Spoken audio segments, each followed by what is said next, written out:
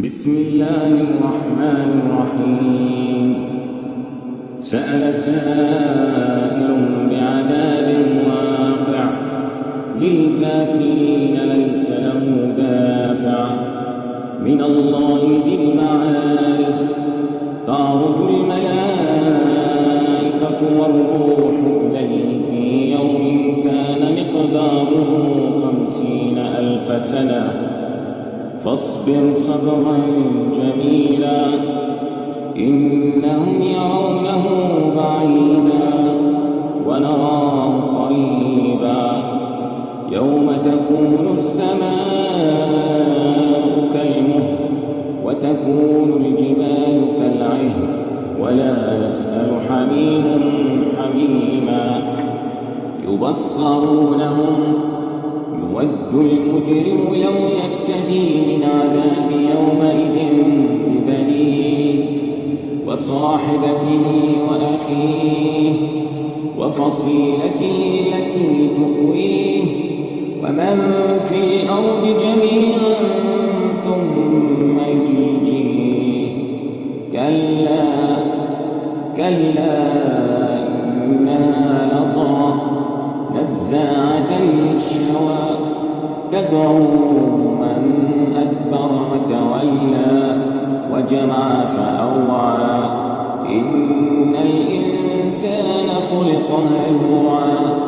إذا مسه الشر جزوعا وإذا مسه الخير منوعا إلا المصلين الذين هم على صلاتهم دائمون والذين في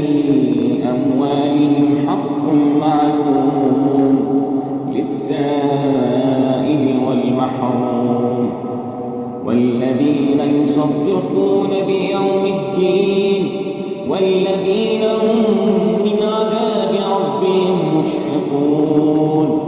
إن عذاب ربهم غير مأمون والذين هم لفروجهم حافظون إلا على أزواجهم أو ما ملكت أيمانهم فإنهم غير ملومين فمن ابتغى وراء ذلك فأولئك هم العادون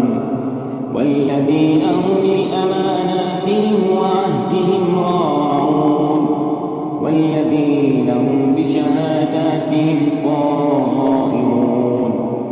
والذين هم على صلاتهم يحافظون أولئك في جنات مكرمون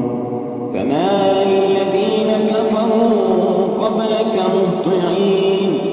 عن اليمين وعن الشمال عزين أيطمع كل امرئ منهم أن يدخل جنة نعيم كلا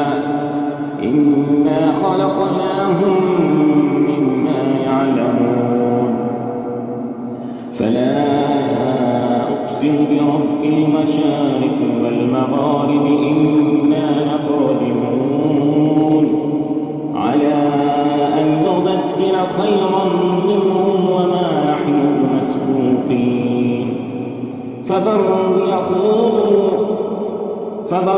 يخوضوا ويلعبوا حتى يلاقوا يومهم الذي يوعدون يوم يخرجون من الأجداث سراعا كأنهم إلى نصب يوفضون خاشعة أبصارهم ترهقهم